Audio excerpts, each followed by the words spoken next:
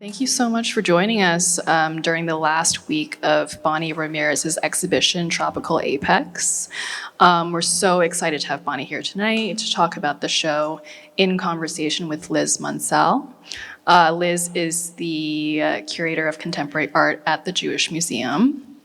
And before her post there, she was at the MFA Boston as the contemporary art curator.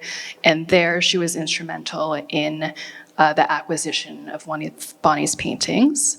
So during the talk, they're going to talk a little bit about the exhibition and also about Bonnie's practice as a whole. After they speak, we'll open it up to a few questions. So without further ado, let's welcome Bonnie and Liz.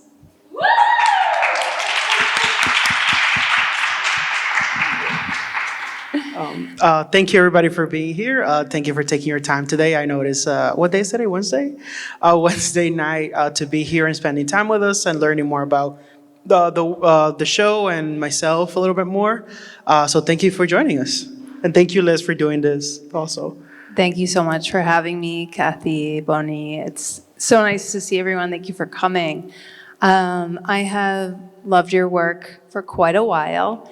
That's no secret. When I first encountered it, I believe it was at the Armory Fair, which is, amongst like multiple booths, an overwhelming amount of art, and it's often hard to make discoveries or even have meaningful experiences with art in that environment. And your work just completely jumped out at me, and I knew that I had encountered an incredible talent. And we worked from there on the acquisition of Machetazo, which was a 2021 work. And I believe that was your first museum acquisition, simultaneous with the Perez Art Museum Miami's acquisition. Machetazo, I think I translated loosely as machete attack. Yeah, that could be like a good translation. Got it. Yeah. I'm glad I was right on that one. So I'm just so excited to be in conversation with you tonight. Thank you. And I wanted to start by asking about your history as an artist. Really in a country where it's so hard to get an arts education, so many young artists going into debt at art schools, or even just deciding that that's not a path that is accessible or right for them. There are increasingly more ways to be an artist in the world. And you are proudly a self-taught artist. Yes. So I wondered if you could share a little bit about your path to becoming a self-taught artist, and also like, what did that look like for you? How are you educating yourself? Yeah, thank you. That's a good question. So I essentially came to this country when I was 13. This was in 2009. I essentially did 8th grade and then high school in this country. After I graduated high school, I had like 5 years in this country. At that point, I really tried hard in like high school and everything to get like good grades. I think like most immigrant kids is like, you have to like make your parents' trip worth it. So I think I really like tried my best to do good in high school and stuff and get good grades. I think unfortunately, I was not able to like afford like going to higher education. I attempted to like go to like a community college and like, hopefully getting opportunities from that. But, it was not something that, even at that point, just like paying for like the train ticket was not enough for us. I think my mom as a single mother, it was just enough just for the three of us. So I just had to make the decision that I was like, I was not gonna be able to continue the education. I just literally did like one semester. Again, I really like tried to stay there. It was just not something that we could do, with the intention of course, going back, quote unquote, at some point when I was able to afford it. And I think in that road, then, basically, after I graduated high school in 2014, and I essentially just started working construction with my uncle. So that's kind of was like the only job I ever had before I became like an artist full time. And that was from 2014 until 2020, essentially. So again, I think in my head, I basically tried to teach myself what I thought like people were being taught in art school. So I by myself just started looking at in a lot of like, one, the art history part, which I was always like influenced by, but then also like I was like going to like the art fairs by myself or like going to the museums by myself. I think that's one of the other things that I feel like as a self-taught artist, I didn't have access to in the beginning of like a artist circle. Like I didn't have other artists that I can speak to, that I can like share ideas with. So I think that's one of the things that at that point I really regret not experiencing, because I think usually what I see is like people's like almost like lifelong friends are made in college, and I feel like I didn't get I didn't at that point. I didn't have the chance to do that. So it was like a very like dark period in my life mentally. Just again, because again, realistically speaking, I think the way the art world is structured is like you really have to have like a certain level of education to even take it serious. I think I understood that unfortunately, like a lot of galleries basically go to like these MFA programs and all these like like it's kind of like structured that way. So again, I knew that it was going to be a little bit more difficult as a self-taught artist to do anything in the art world, but I just I always say that I believed in the work more than I believed in myself. Like at that point, I mean I'm still shy, but like at that point I was even more shyer. So I just believed that the work was good enough and that it was gonna like make some kind of impact. I don't know when. It could have been when I'm like 40 or something, but I knew that at some point it was gonna happen. So I just kind of like my way of kind of like getting my work out there was just like as a self-taught artist was like either doing like open calls or like Instagram was essentially like the tool that I used to just get my work out there essentially. Yeah, I wanted to ask you more about that, actually, because the work reads so well graphically. Like, it reads incredibly as a digital image on our screens. And you built up quite a following of your work via Instagram. So there, like I mentioned before, I think so many ways to bring your work into the world and, a lot less gatekeeping because of that. I'm not saying it's not an issue. It still is. So I want to get into like the incredible materiality that we are experiencing in this space, but first talk about your approach, putting your work and making it available to a broad public on Instagram. Like, what did that mean to you? Who was your audience then, and why did that become your outlet? So again, I think, like I mentioned, like for me, that was like kind of like the only way of getting my work out there. Again, like other than being a self-taught artist, I was also in New Jersey, which is there's not a lot of like art stuff there, or at least not. It doesn't happen as serious as it is in New York, of course. So again, I think just like posting on Instagram was just like the outlet for me. I think at some point it was kind of like my way of like trying to get like galleries' attention and stuff. In whether it's like was like trying to interact with them or like in different ways that I think they would notice me, say for like different curators and stuff. But it was also like almost like a way for me also to see other opportunities and to also learn from other artists who are like doing their thing, So I think when I started just like posting stuff and then, you got the engagement of people and that's where you felt like, the connection that it had with people. Again, because since I wasn't showing at galleries, I didn't know what was my audience or even if I was just delusional in my head and the work was not really good and people were just like thinking. So I think that kind of like, not saying that that validation is necessary to see if your work is good. But for me, it was good to know that the work that I was making, resonated in a good way with people. And was there a moment when you realized like, oh, I have a following here, like I'm onto something, or like did a certain person or set of people start supporting you that kind of you noticed something was happening? I think when I knew it was real was when like when I saw like galleries that let's say I admire or like curators that I admire like started following me or like interacting with me. I think that was the point that I was like, oh wow, this is actually real. So I think at that point that's where I felt like this could actually be a thing. But again, I just kept because at the point I was still working 6 days a week and I just had one day off and that was the day that I was just working on making my work. So again, I just kept creating work, but then I think especially in the part of like the mental health part of the thing, I think that made me feel a little better about like my situation a little bit. Thinking that, okay, I'm not just like all in my head, there's actually people out there that I can like, not influence, but just like, be part of their like conversation and stuff. And getting back to the question of research, and you mentioned that Instagram was like a mode to access and research what other artists are doing. Did you have access to any particular art books, or were there certain, references or artists that became important to you as you were building your own visual vocabulary? Yeah, so essentially, and I guess you see it in the work, like my dream job was to be like a children's book illustrator. So that was like the thing that I really wanted to go to college for. So I think once I knew that was kind of like not probably the best way to go for me, since kind of need a degree for that. Then I just started, to kind of polish my work to be more serious, a little bit more contemporary, a little bit more like, I don't want to say adult, but a bit more like mature. And I think that's where like I kind of like was just looking for like my own voice, quote unquote. So I think, for example, like I was never good at proportion in high school, for example. So I kind of like embraced that and just like started looking into artists that also push the human anatomy a lot of times. So I did look into like Francis Bacon, for example. I didn't know who Picasso was at that point, but through Francis Bacon, then I discovered who Picasso was.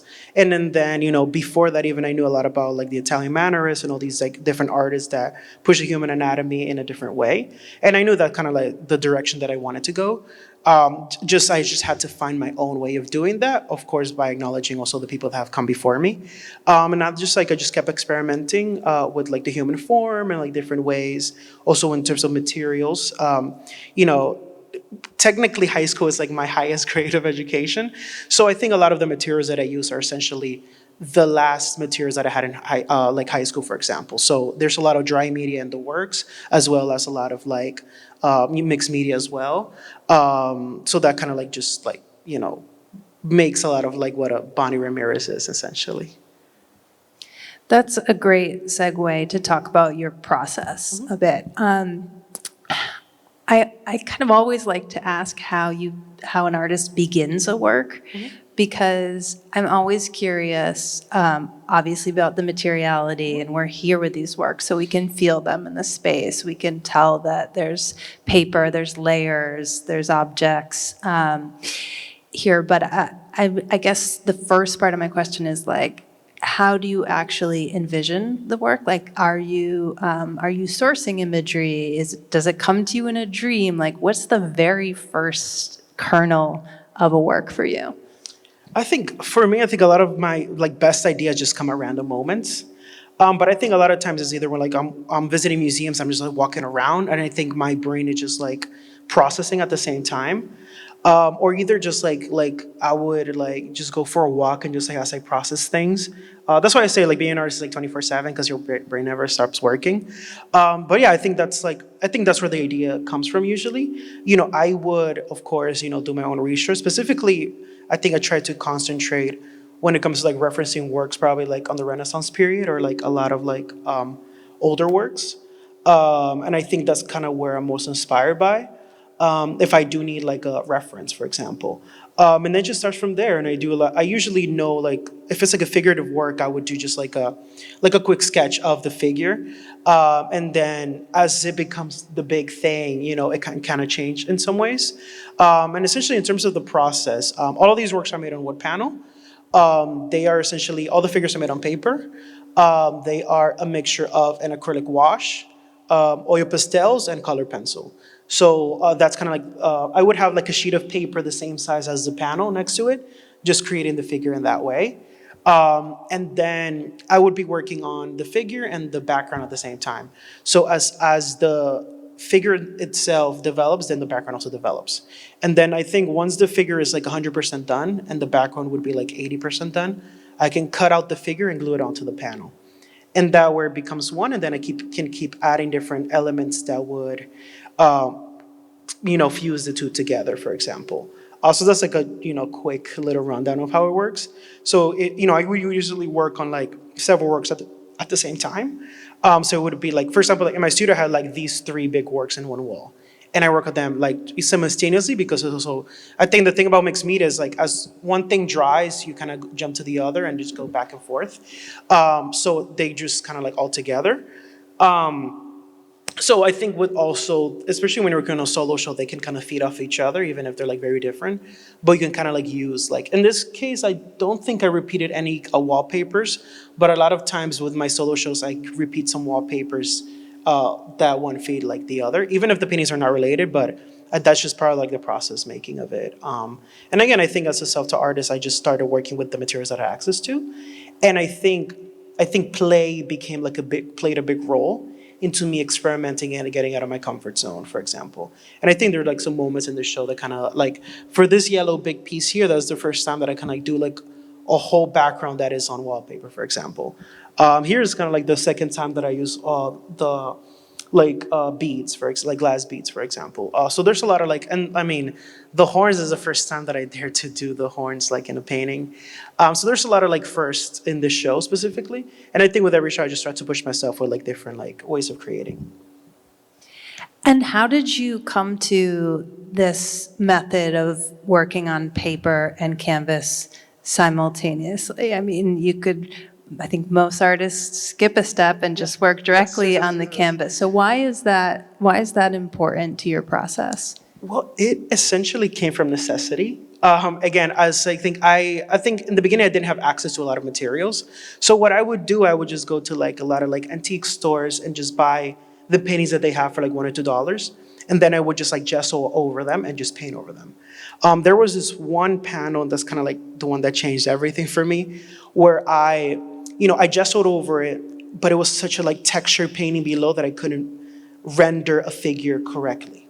So what I did at that point, because I was also not showing my work, I decided to do a figure on paper, cut it out, and then just glue it onto the panel, hoping nobody would notice. And that was like the birth of this, for example. And again, I always like love color pencil and oil pastel, so that's kind of like what I used.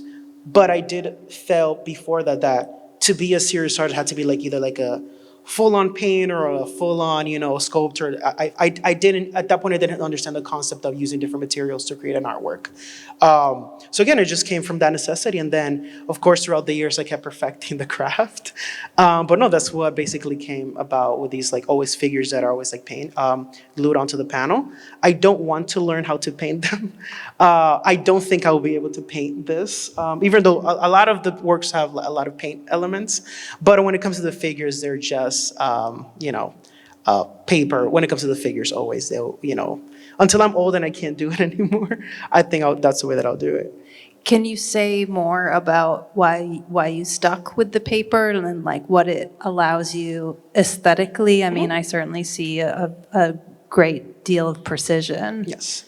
So essentially, like the way that these come about, once I do the acrylic wash, then the oil pastels is what really gives the pigments and the shading of the figures.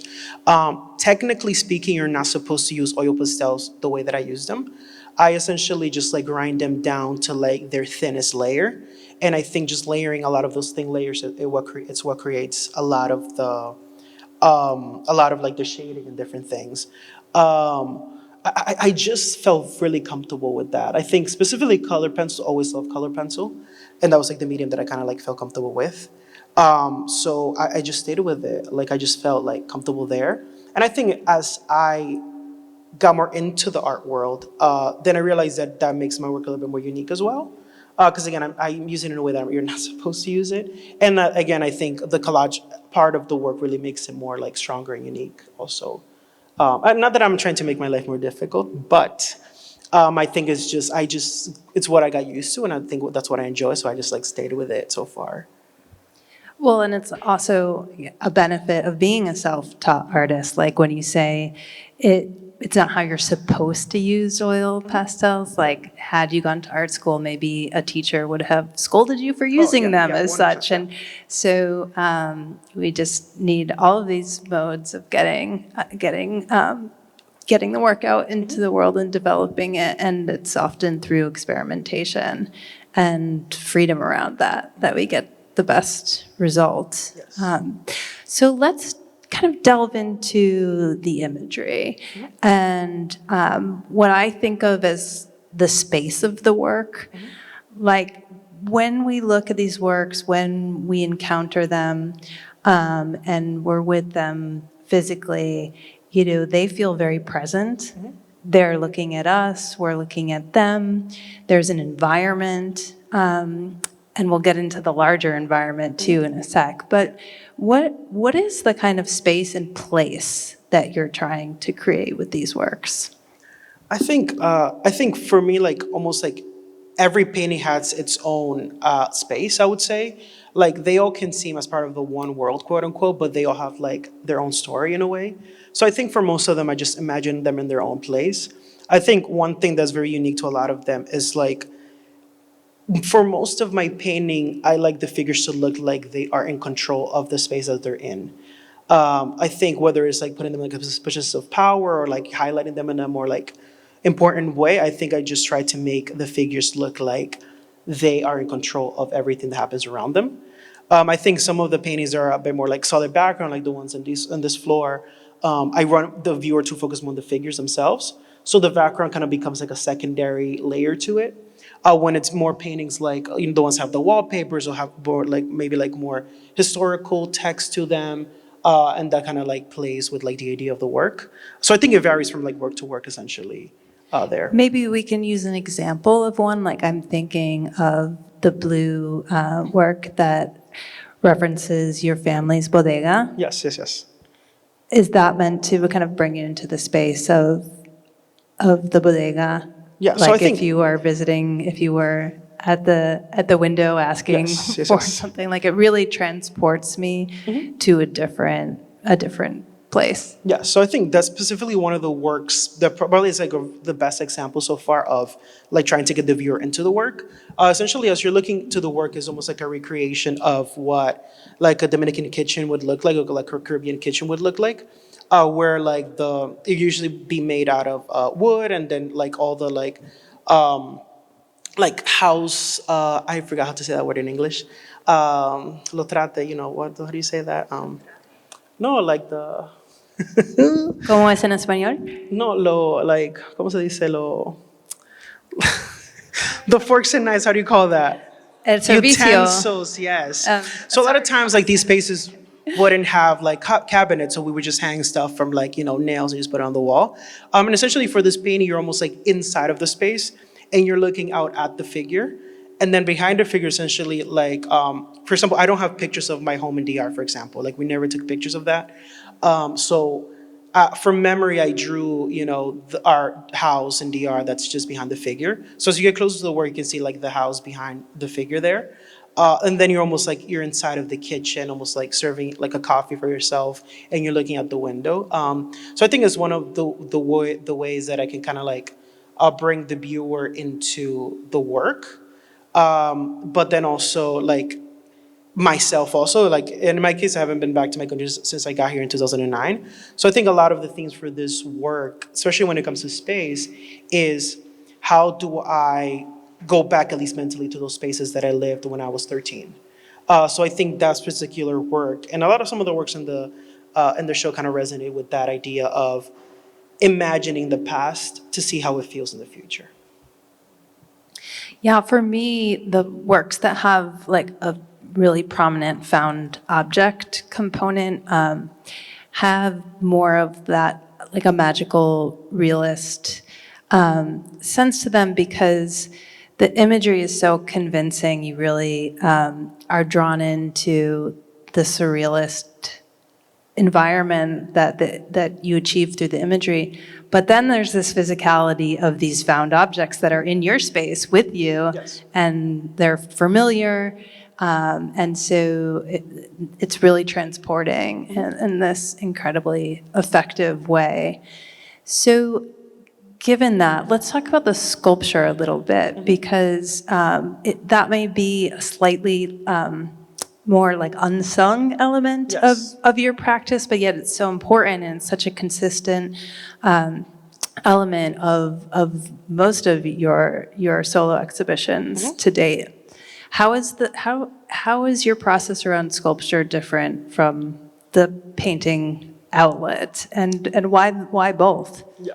I think as a self-taught artist, but also as an artist that loves like experimenting with different materials, I think, especially with how the paintings are so material and like, different, using different elements, I think early on, I knew that I wanted to bring that into the outer world. And I think my way of just like making these sculptures was my way of like, creating another language that would in some way be in conversation with the paintings or quote unquote wall works. And I think that was my way of just like, being a bit more like hands-on with the work. I think also like I think the construction background kind of influenced a lot of that like hand building part of it. I think specifically when it comes to hand building, I kind of started a little bit with ceramics, and I think having that materiality there is kind of like what gives me a little bit more like flexibility with other materials. In this particular exhibition, you have like the two big bulls. These are almost like taxidermy wood works. This is like the third iteration of them. When it comes to sculpture, there's like I have like different like languages that they are. For these particular ones, every time I kind of like use like a taxidermy animal, it's kind of like almost like a self-portrait always. So I always try to use like animals that I grew up with around. So they usually be like, cows and bulls and horses and like chickens and roosters and stuff. Just to kind of like, they kind of like have a different approach when it comes, different from the paintings. I think specifically with the taxidermy works, they almost like become self-portraits. I think, well, all the works have like a slice of myself. I feel like sometimes I'm shy about like talking about specific stories that I've gone through, like specific events in my life. And I think I almost see it as like a way of therapy of like putting myself into these like quote unquote animals that I grew up with and kind of like open up myself a little bit more about myself and by putting my story into their lives, if that makes sense. So for these particular two works, it's kind of like the red one is called The Overachiever, and then the yellow one is called El Cibaeño. So they're like, in relationship to like specific events in my life. And then just like, that's my way of just like showing them around. Then as also part of the sculpture, we have like also the ceramics in this show. I think specifically for the show, it was important that people had like a physical sense of all of the motifs that I had in the paintings. So I think with these ceramic works, you have a lot of the, the knives and the shells and the chains that are elements that you see in the paintings. And I think in this way you have like almost like a physical, more tactile, even though you cannot touch the works, as part of, the exhibition as well, too. Could you explain the titles of the two bull self-portraits? Yeah, sure. Again, there's a bit more like personal stories. Sorry. But I don't mind sharing a little bit. So for example, like the Overachiever, which is the first sculpture in the front, I think specifically a lot of like immigrant kids have this pressure of like, you have to be the best you can because of the, the sacrifice that your parents made to come to this country and bring you. You're supposed to become the best person that you can because your parents did this sacrifice for you. And I think that puts a lot of pressure a lot of times because it's like you have to like, in my particular case, for example, I was a kind of kid in high school that I never went to any parties. I never even made like meaningful relationships in high school because I was just so focused into, having good grades, for example. And not that I didn't have friends, but I think after I graduated, there was just one person left. And I think that's one thing that I, talking about specific, events in my life is one of the things that really opened my eyes in terms of like, yes, I did good in high school. Yes, I tried my best, but then I never really like made actual connections, for example. So I think that's kind of like, the Overachiever was, the right title for that piece. That's almost like, I, graduated with a 4.0 GPA, number 18 out of 400 students. So it was like the thing, just to make sure that my mom knew, okay, you brought us here, I'm going to try my best to be the best that I can. So again, it's just more talking about that. And then El Cibaeño is more, I think in DR, if you're Dominican, there's like people from the capital are more like, Capitaleño. And then if you're like more from the countryside, you're more from El Cibao. And there's just always this stereotype of people that are quote unquote from El Cibao that to be a little bit less educated than people that are from La Capital, which is at the capital of the country. So I think when I got to this country, it was like, we were like the bilingual, so we're like separated from that. Like I was put in the ESL program. So there was kind of like that separation. But even in DR, there's always this like, okay, you're either from the capital or you're from the countryside. And I think just like going with that identity and then how that kind of like blurs out a little bit when you go to another country. And then just kind of how's that different there too. So yeah, I think that was, there's also like the specific story I wasn't getting into it, but there was this like kid from like the Capitol, and I think this is what I mean when they're like too personal, but I'm just gonna share with all of you. I think in DR specifically, I think I was bullied a lot. I think because of my queerness. I think especially my voice, I guess, gives it away. And I think there was this kid from the Capitol, and he always used to bully me and call me names and stuff. And there was this. I think at one point. I used to fight a lot in the art, to be honest. And at one point, he kind of like keeps like, he keeps bullying more like in a physical way. And I remember that I really like slapped him like really hard. And then he started like crying. And then he's like, oh, si baeño. And then that was his last words.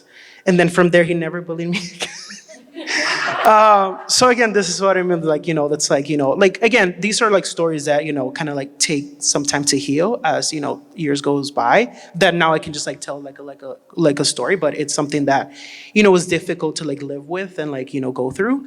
But now we can just laugh about it, But yeah, so again, that's where they become a little bit more like that therapy of them, because if I hadn't put that story into these works, then I would just keep it inside of me. And again, as difficult as it is to share it sometimes, I think it could, it could be a good thing just to share, because I think I'm so good at like talking about my work and like, explaining everything. But again, I still feel like I struggle with opening up myself a little more to people in general. And I think also opening up more like the personal stuff about the works, because I think that's also makes it so unique. I think everybody has like a personal story, but I think those like specific story that shape us is basically who we are, that shapes us to become who we are. So yeah, that's like. Thank you for sharing that. Thank you. So, too much information. Not at all. I mean, as a curator, I can tell you the public often really craves this knowing the artist and feeling like they know the artist through the work and the backstory, and that is an essential component to being able to fully understand it. And the artist always feels like the work speaks for itself. Yeah, and so, but it's really special that you shared that. So thank you. So I would be definitely remiss if I did not mention this incredible environment that you've created so that we can all experience the works through the brilliance of your color choices and the materiality of the installation, in addition to the materiality of the works themselves. So can you talk a little bit about why it's important to you that people experience your work through an environmental approach? Yeah, I think specifically when I started having like solo shows and solo presentations, I think it was important for me to like, one, do something more than. I think it mainly started from me feeling that as a self-taught artist, I needed to prove myself a little harder than others.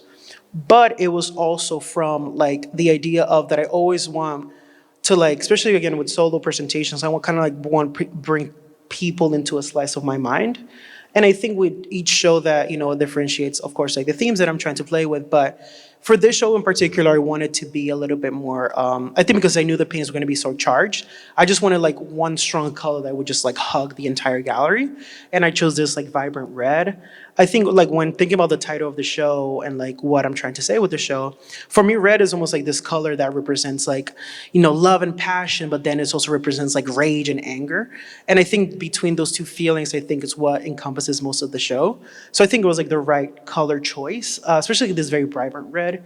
And also because I use a lot of like vibrant colors in my painting. So it was like the right like composition. I'm also the kind of artist that I always work with the space. Like, before I made the works, I knew there was going to be 3 paintings here. I knew there was going to be 1 painting here. I knew there was going to be 4 paintings there. I knew this was going to be here. So I shouldn't a lot of times, but I am the kind of artist that I work with the space that I'm given. And that has been like so far from like every single show that I've done. Like I curate the paintings based on the space a lot of times. And I think that kind of like helps me also like see how things are going to flow with the space. The chains, for example, I've used them in some of my paintings, but I wanted to have them to have like a stronger presence in the works. I didn't make any of like paintings that include the chain in this case, but I also still wanted to, bring the chains to have like a space in the show. So I came up with almost this like, chain curtain that would kind of like divide but not divide the show, because they're almost like, this almost like transparent curtain. And then this table, for example, I wanted like a very like rustic table that would like, I mean, there's like homages to like Caribbean architecture in the show. I think there's a lot of like uneven lines and like, a lot of like rough edges around the wood. That's why you also have like this like wooden line with like the gravel there. One also like the gravel is another like element that also like kind of like encases the show and like gives a lot like another like sense of space to the paintings. Also almost like a homage to Elio Tisica's sculptures. But there's also like a lot of times in DR or throughout the Caribbean, we use like to put gravel around the house to kind of like when it rains, so it doesn't splash, like the mud doesn't splash in the home. So just between those two things, kind of created a lot of these elements here. And then on the top part, you have like this like architectural form of like a rooster fighting ring. So again, I just needed to find a way to kind of like, again, a color or a space that would hug all the works together. But again, for me, it's always important that the viewer feels that they like in another space. I think physically it helps a lot. Like, yes, a lot of paintings can transport you to the space that you're looking at, but I think if you have that next step of actually being in a different space than the average like white cube kind of gallery, it can also like improve your senses when experiencing an art show. Of course, not all artists have to do this, but I personally like to change the spaces and just give like a mood to the show. I think I'm the kind of artist that I don't like people to assume what they're looking at. I want to tell you what you're looking at, and I think that's kind of what I'm trying to create with also changing the space also. Thank you to the gallery for like, because a lot of galleries are difficult when it comes to that. But, I try to work with people that, understand that changing the space is like essential to my practice. Shout out to those people that I work with. That is important to my practice as well too. So even before I say yes to a lot of shows, I say, can I paint the gallery? And if it's a no, then it's a no. But, if it's a yes, then it's a yes. That's really helpful context. Yes. I would love then in this note of like the installation helping transport us as viewers, which is such a generous gesture.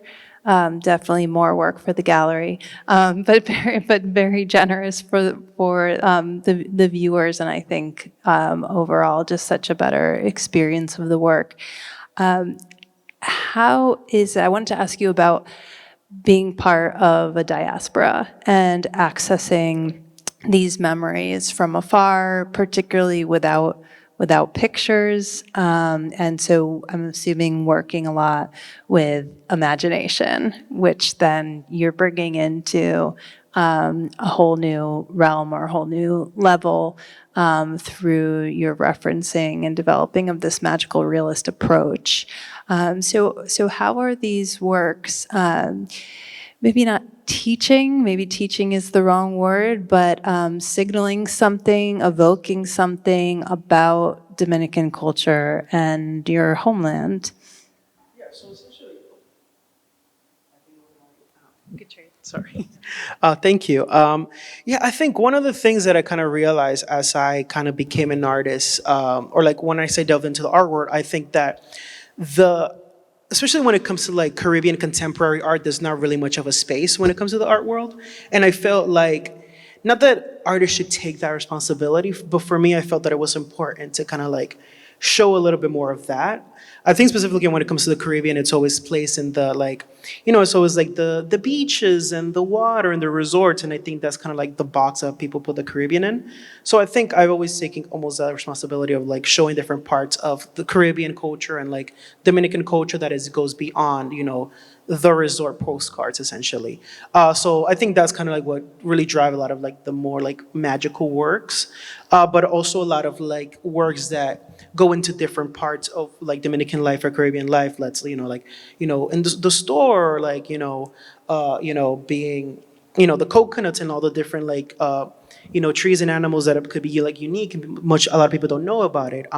Like for example, from the armory booth that you mentioned earlier, I had like 2 like sprouting coconuts in the center of the gallery. And there were like 10 people that asked, oh my God, this is how coconuts grow. And to me, it's normal for us, but I had to understand that this is a newer concept for different people. So again, I do a lot of times try to like teach people about my culture and my people through a lot of the works, but I do it more through like a lot of the symbolism and motifs that like the Caribbean is known for example. So it's just like in those kind of different ways. I think also when it comes to more like, for example, like Dominican culture, that's kind of like one of the points of doing the more like rooster fighting section of the show that gets more into like, deeper into like Dominican culture and different traditions and stuff.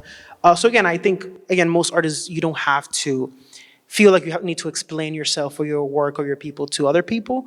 But in my particular case, I feel there's such a big hole when it comes to like contemporary like Caribbean or Dominican art, that I think it was important for me to like, not only me, it's like there's a lot of really great Dominican and Caribbean artists that are making work right now that thankfully like are opening up more and more doors to like other future generations that come.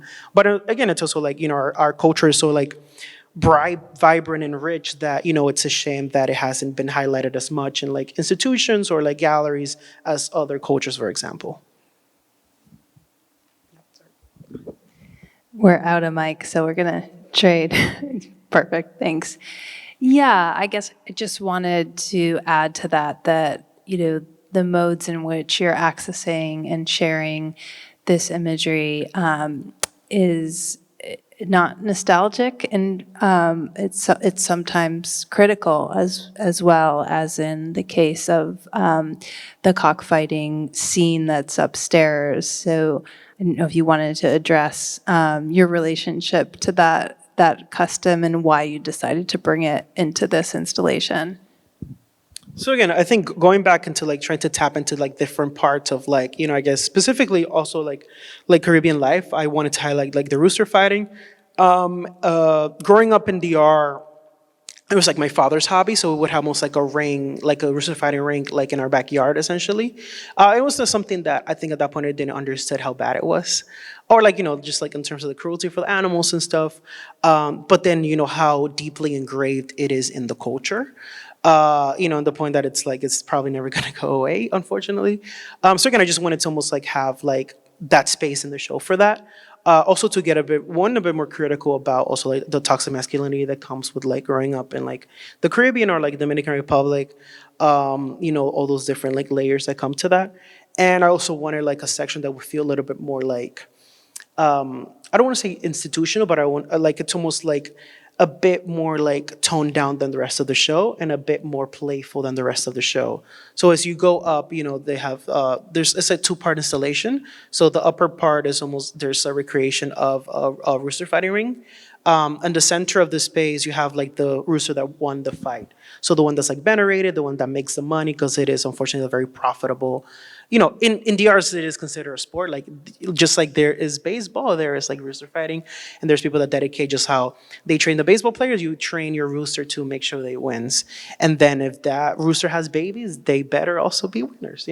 So that's how deeply ingrained it is. But I think it's also run by how profitable it is. Just how you like bet on like boxers to like win a fight. That's you just bet on like the animals to win, and you hope like your team like gets all the money.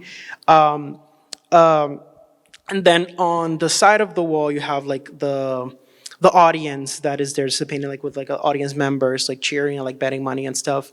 And then on the background is like the rooster that lost the fight. So it's like a still life painting of a rooster. And then on the bottom, you'll see like the actual taxidermy rooster that won the fight, that lost the fight, and it's like below. So it's like a two-part installation. So I would say like almost a little site-specific. But even though the works stand on its own, I did want it to create like a space for them that would be different from the rest of the show. So that it has like a little bit. I also wanted like a space to be a little bit more like playful, but a little bit more like experimental with a lot of the works. So I think the works upstairs are like a lot of like newer moves that I've made into the work that I think it was important to just like highlight. Again, just thinking about like how the viewer experiences a show. You can go through a show and say, oh, cute painting, but what else is there to that? So I think, especially with the whole show, I want people to feel different experiences with the different works. And I think that's just part of like, the experience of, a solo show for me, for example. Well, I want to make sure we have time for questions. Is it time for questions about, or do we have, yeah? Time for questions from the audience. I have many more questions, so I can keep going if there's none. That one's dead. Oh, you're changing the batteries. Awesome. Please. In regards to being self-taught, other bad actors, coming in and technically being a disruptor, how does it feel to be working with such a, an institution like Deitch, which is, do you feel like you'll lose your, I don't mean to use the word outsider, because that's very much a pejorative in our circle, but do you feel like you'll lose your edge? Do you feel like you're compromising? Do you feel like you're becoming a part of the cool kids table? Yeah, that's a good question. I think as as the resume gets stronger, quote unquote, I think one, I personally keep learning from other artists, but I think for me personally, there was not the reason I guess I was just I guess in a very depressive state when I was not able to continue my education is because I personally didn't know of any other artists that would be able to accomplish that unless they had a degree. So I think that's why I guess I'm so vocal when I say I'm a self-taught artist. Again, as difficult as it was going through the road, I think now that I'm in this space, this lets other people know that maybe you can, if you, know how to use your social media, you can, know how to talk to people and talk about your work, you can get to these certain points. So I think that's the way I like to see it. I think as I accomplish quote unquote bigger things, I think that also another testament to self-taught art is that if you really put enough, effort into making the work better, of making good connections, having a community is very important to who you surround yourself with, that you can accomplish those things. I think in the beginning I was kind of worried of oh, I kind of would lose that. Because I think even in the beginning, it doesn't happen anymore, but I think I would be confused, oh, you went to Columbia, right? And I'm like, no, I wish. But, there was a lot of those moments of people a lot of times assume because of the things that I've done so far that I have higher education, because technically speaking, I should not be achieving this based on how tight-knit the art world is with all the things you have to go through to get to these certain points. Unfortunately, there is a lot of gatekeepers that will literally say, you don't have an MFA degree, then you shouldn't even be here. So I think, again, things social media has helped with changing a little bit. I think a lot of the a lot of the art world changed in 2020, 2021. I think I am literally a product of that essentially. So yeah, I think I just trying to see it that way of hopefully, people seeing cases like mine that even gallerists or curators for people will believe more in self-taught artists and believe that, oh, you might not have a degree, but maybe you can do what you say you're gonna do. Because that's also the tricky thing. It's for me in the beginning, it was difficult to how do I convince somebody that I'm good? I don't have a degree to prove that I have that, because that's, the importance of a degree. If you go to, the reason why, let's say going to Columbia or Yale is such a, important status in the art world is because these are the best schools and quote unquote the hardest ones. So if you pass through that, then you're supposed to be a good artist. So when you don't have that in, as to show, here it is, then it's more difficult for people to give you opportunities and actually believe in you, I think. So I think it just takes time to build that up. It did feel a little bit bad when there were people that didn't believe in me in the beginning, and then all of a sudden, because I have a show somewhere, then now they want to show me, for example. So there is also you go through that process of people that didn't really fully believe in you, but once you get the cosign for somebody, then they want to come back and stuff. Exactly. So I think it's definitely the process, especially when a self-taught artist. But I think again things are changing. I think people are noticing that maybe an MFA or going to school. I mean, I was gonna recommend please go to school if you can, but if you can't, it is not you're not set for death like I thought I was, for example. Excuse me. I think I still feel like I'm very small. I'm still growing, I mean, I'm definitely proud of, I know that, especially for a 27-year-old, I'm, doing, really good. But I still know that I have a long way to go. And I think that kind of keeps me grounded, knowing that, I'm just, the tip of the iceberg kind of thing. I'm just, starting. Again, because, technically full-time, my career is just 3 years old. So I think about how does my work even gonna evolve in 10 or 5 years, So I think just knowing that this is just the beginning kind of keeps me grounded. And I think how the art world goes up and down, you just have to also stand the test of time as well. And I think that's another important thing of like the longevity of the artist. Like I think, specifically when you're younger and you start accomplishing a lot of things, like things can get to your head very fast. And that is normal, especially when you come from nothing. But you just have to stay grounded in knowing that, okay, let me just take things one step at a time. You know, not to go to sleep, but to just understand that things will happen at the right time, that, you know, I'm kind of like, I'm not that I'm ahead of like what I should be doing, but I know that if I die tomorrow, that I know that I try my best and that what I accomplish now, I am more than happy with what I've done so far. Oh, sorry. Any other questions? I shouldn't have done that, sorry.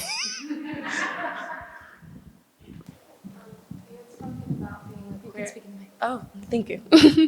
You had spoken about how your queerness and also being a Dominican artist and being part of the diaspora informs your work. So in the art world, we know that there are not many avenues that queer or POC artists really get to express themselves unless they're being commodified. How are you able to retain that authenticity and stay grounded? And how do you aspire to encourage other POC and queer artists to do the same? Yeah, I think that's one of the things that I kind of, especially had to deal with in the beginning. I think it's kind of like I didn't have a lot of power over like, you know, being seen as like exotic, for example. Like specifically with a lot of the things that I paint, they're like to most of like, you know, the Western market of like the American market are like newer things, like things that they haven't seen as much before, especially coming from an actual, you know, Caribbean artist.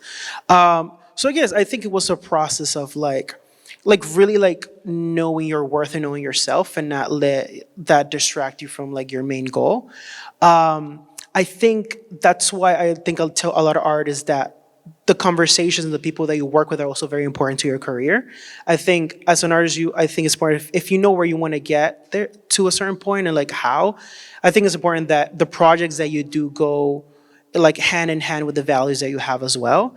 And I think if you stay within that, you know, it is hard a lot of times, even also like when you get like offers from people that are a little like, you know, not as trustworthy or like that you know you're just gonna become like a product of the bunch. So it is sometimes tricky to just like, you know, stay true to yourself.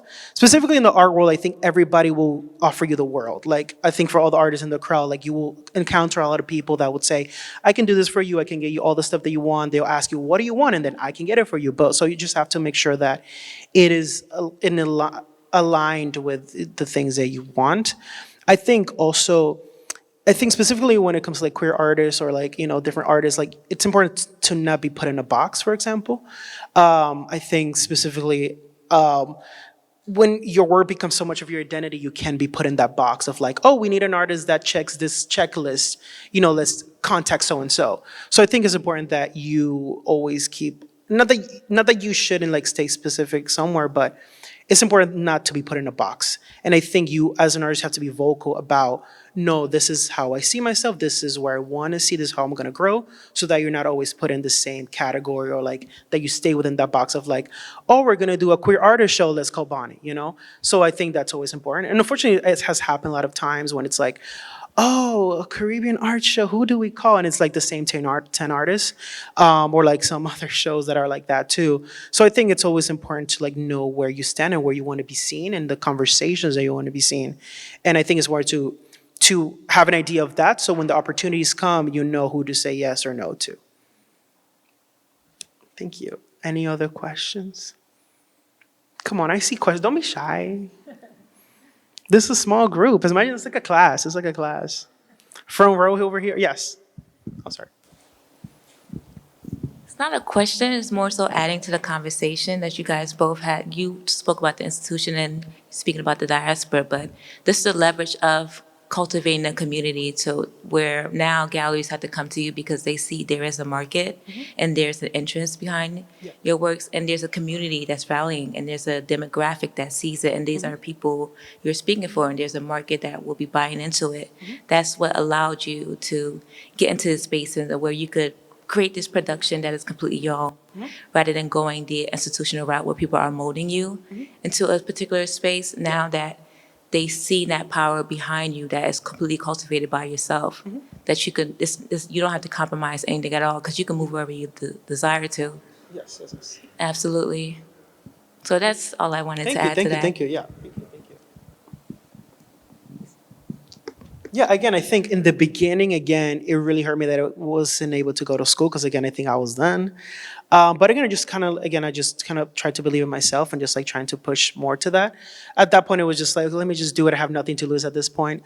But no, yeah, I think that's definitely important. And again, I think community is also very important for like artist careers too. I think once you surround yourself with like-minded individuals or like people that it's just friends. I'm not talking about like any other like galleries or people, just like friends, other artists, or just like art professionals that have the same way of thinking. I think it's important to like, help you grow as an artist as well, too. Oh, yes. Thank you. I guess that made me have a secondary question. So I work in a gallery, and I noticed that there's a difference with independence, a hyper independence now, stray away from gallery institutions. And so, as also an artist, I think the observation that I have is that most artists are looking how to assert their independence and their autonomy. In what ways has your independence been asserted, not only by using Instagram as a tool, but in your interactions with different institutions? Yeah, that's a really good question. I think, I mean, I'm kind of like in the stage of like I'm not officially represented by any galleries, for example. I have galleries that I collaborate, for example. I think it's becoming more and more common where like artists want to like just do their thing and just collaborate, which is great. Again, this I think piggybacks on like me saying like know what you want to accomplish, like the things that you want to accomplish. I think as much as like it's good to have like the liberty and stuff, I think it's also important to have, specifically again, I'm just speaking of like gallery artists, if that makes sense. I think it's also still important to have like those like connections and like I think once you feel that the space is right or like the gallery is right for you, then you there's certain things depending on what you accomplish that most of the time you need a gallery for, unfortunately. Like there's still that structure. For example, like I cannot go as an independent artist to a museum curator and say, hey, can you acquire my work? Usually a gallery they would pay more attention to that. Or a gallery would have like the leverage to say, hey, Liz, you acquired this other work by so-and-so. Do you want to look into this other artist? Da, da, da, da, da. So there is that, independence is good, but there is like a certain, because the art world is so structured to like a certain point, like it's kind of like makes you like stay at a certain level if you stay. Not saying that is not like, because things have changed throughout the years, but I think specifically when you are like almost like an independent artist, there's a certain level that you can get to. And again, if that is what resonates with your goals, then that's great. But I think, for example, in my particular case, there's certain things I want to accomplish that I would need like a gallery or like a bigger space to kind of like open those doors for me, for example. I think also like as artists, like ideally, like we should just be in our studios relaxing and just making work. Like unfortunately, like we shouldn't be thinking about like making all these moves and stuff. Like, so if you have somebody there to do that for you, it's a lot of times best. Especially I think the art, as an artist, there's a lot of like, have to be careful with like where you go and like the steps that you make. So if you have somebody that takes over that responsibility for you, it can take a lot of the weight off your shoulders and you can just be in your studio relaxing, I think again, at this point, you can still like do your thing and stuff, but at some point it is good to have at least, even if it's just like a representative, like a person, it could be just a person. It doesn't have to be a gallery necessarily. But if you have at least that person or an institution or like a gallery that takes care of that other side or like of the things that you want to accomplish and is enabling those opportunities for you, they don't have to go out and like go to Liz, hey, that there's somebody that's going to do that for me and make those connections for me. I think it's a little bit easier. But again, I think it depends on like artist to artist basis of what you want to accomplish. Again, for example, like even like it comes down to like, sales of the works, for example, like I don't have like a group of people that will pay X amount of money for a certain painting, but a gallery does, So there's also that like back and forth of like, it's all about like finding the space to have like that will make you grow and have more access to things more than you. And yes, there's also like that balance. That you have to also like have that independence with yourself. But I think that's where it's important to know what you want to accomplish, and whoever's helping you grow, whether it's an artist or like a representative or whatever, that it's in alignment with those things that you want to do, for example. So again, it's a balance, but I think again, it's more like artist to artist basis. But I think hyper independence is great, but it can be a little limiting sometimes, just because unfortunately how the art world is structured to open the doors to a certain level of things, for example. Any other questions? Yes, we have a question down there. This room needs to ask more questions. Are you currently being courted by any galleries? And if so, do you have any specific requirements that you want, like asking price or asking, like, for instance, is this for the process of seeing where you could push yourself before you go to the place and you're just constantly going back and forth and figuring it out, or you just constantly you don't want to have the conversation at all right now? I mean, I think I won't answer the first part of the question, but I can answer the second part of the question. I think when it comes to like galleries, again, I mean, because I'm not just like a painter and I'm just gonna make paintings and give you paintings kind of thing, like that's not my personal dynamic. Like for me, I would love a space, for example, that knows that whenever I do shows, you would probably have to do a whole installation. A space that, for example, for me personally, the institutional placements, for example, are important, for example, for me to kind of carry that legacy throughout the years. So it has to be a space that understands that, for example. So yeah, there are a lot of things, like even like when galleries approach me, like you have to like, the way that I kind of like see it is like, I have to know that, you know, what you're promising me, you have done for somebody else. So if a gallery approaches me and I have to look at the artists that they have worked with. And if it's like artists that I admire, that I know that have like, you know, good careers, and I can say, okay, you do this for this certain person, and you can do that for me. That's like I think a lot of the problems with a lot of galleries, they just reach out to you and they don't even like research you or anything. Just like, oh, we see you sold this painting for so and so. We're gonna do a show. You know, I think a lot of times most of the like my senior manager is here, so she will tell you she receives all the emails of these like random galleries with all the respect that just email just like, oh, you want to do a group show with us? And you're like, but sir, it's like no.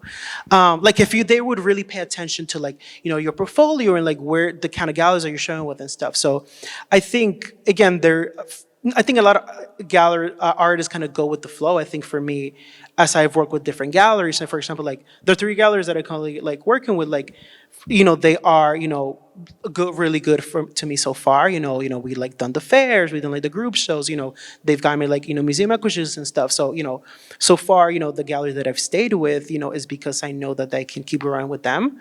As you keep growing, you of course need like a little bit like a bigger push.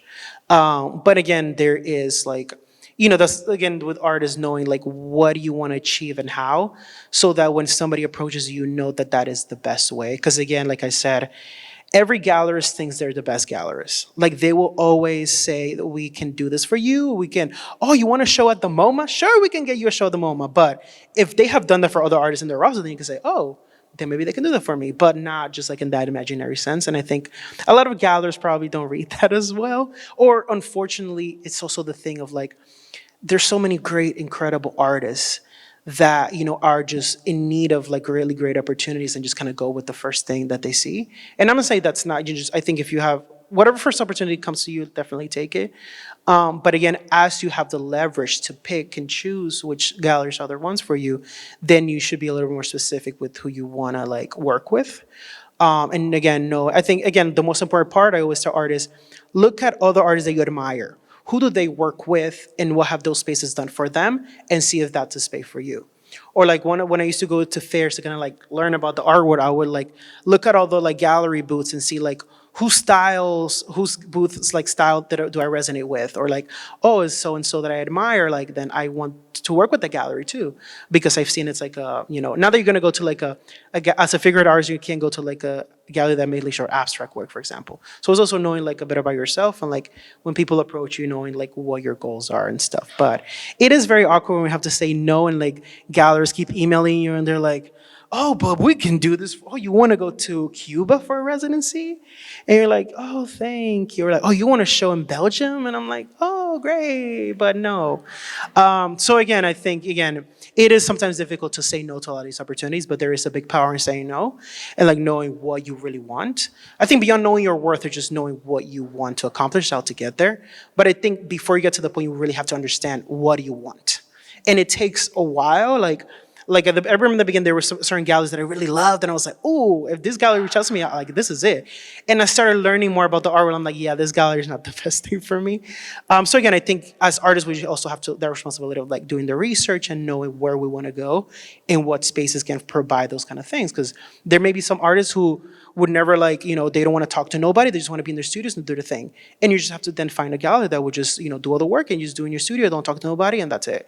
There's artists that, okay, they just want to do a show, sell, and then just live their life, and that's okay. But you just have to like, knowing that that's what you want and knowing that the spaces that you're working with are going to provide for that specific too. Any questions in the back? I see you, pink shirt. Is that a pink shirt, like striped shirt there? You have any questions behind Viola? Yeah, I'm sorry. Any questions for real this time? The guy with the sweater in the back. You don't have a question? Yeah. I don't know who has a sweater. You don't have questions? Okay, you can ask this. The what? That I'm not gonna know the answer. I know the answer to everything.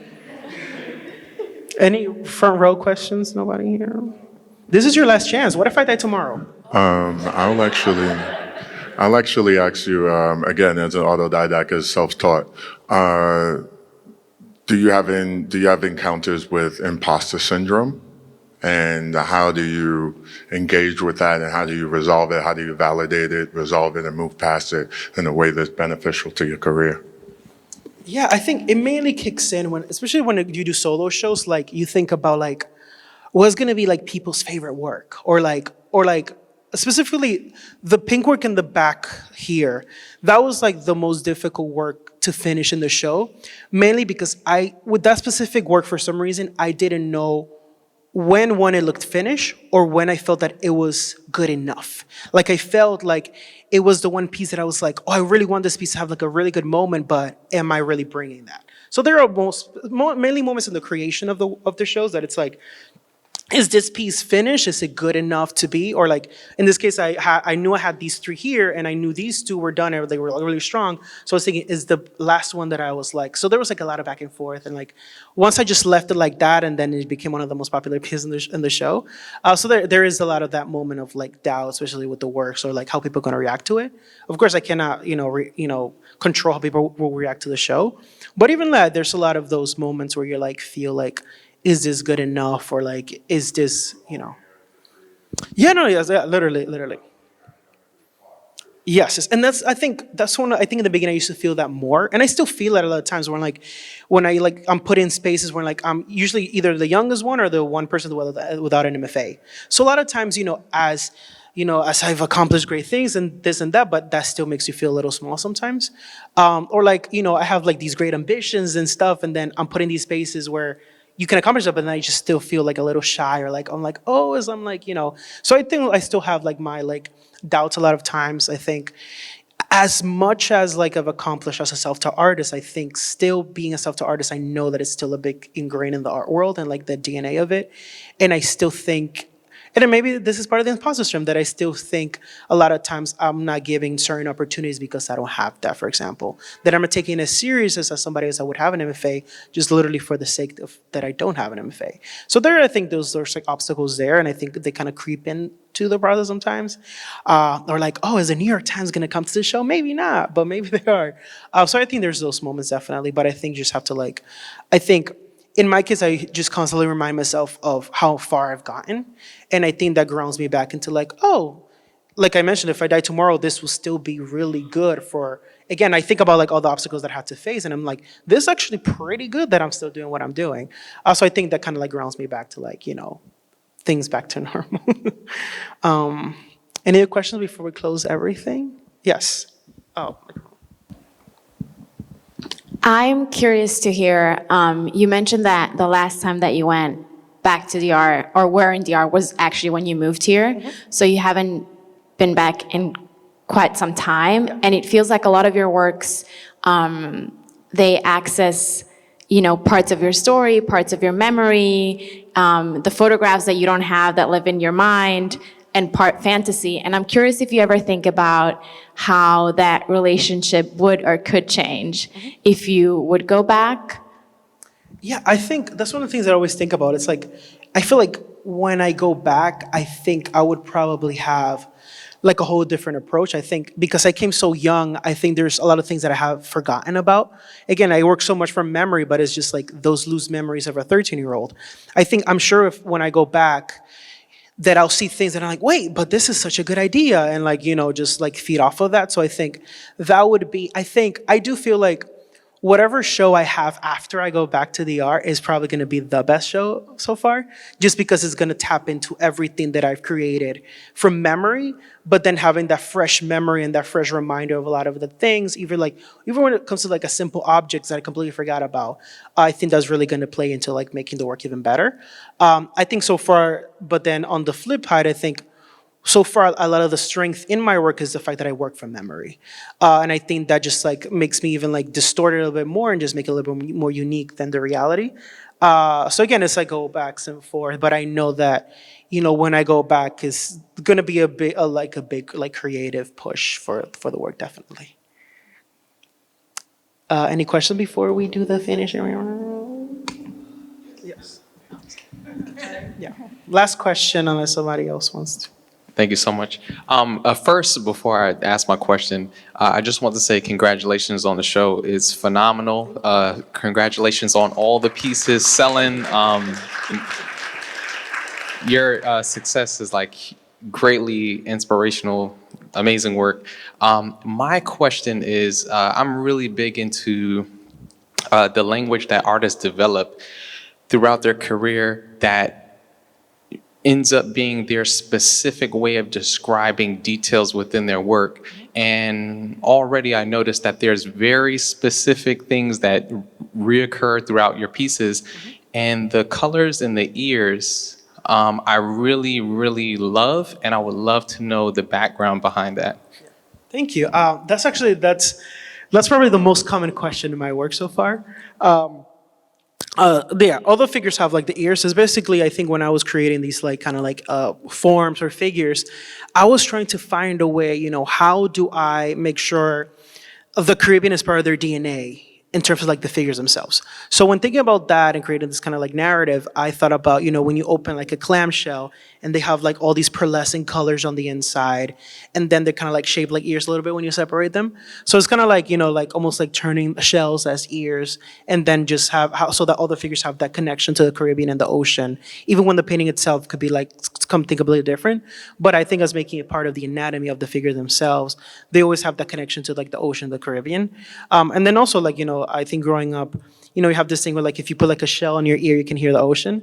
So I think shells always have like this like audible thing to them. So I think it also, goes hand in hand with like ears and like trying to hear things. So yeah, I think that's where like all the colorful things come from, which you can see in a lot of like the shells here, especially the one in the back over there. You can see a lot of the pearlescent colors that a lot of the shells have. And I think that's where all the colorful from the ears come from.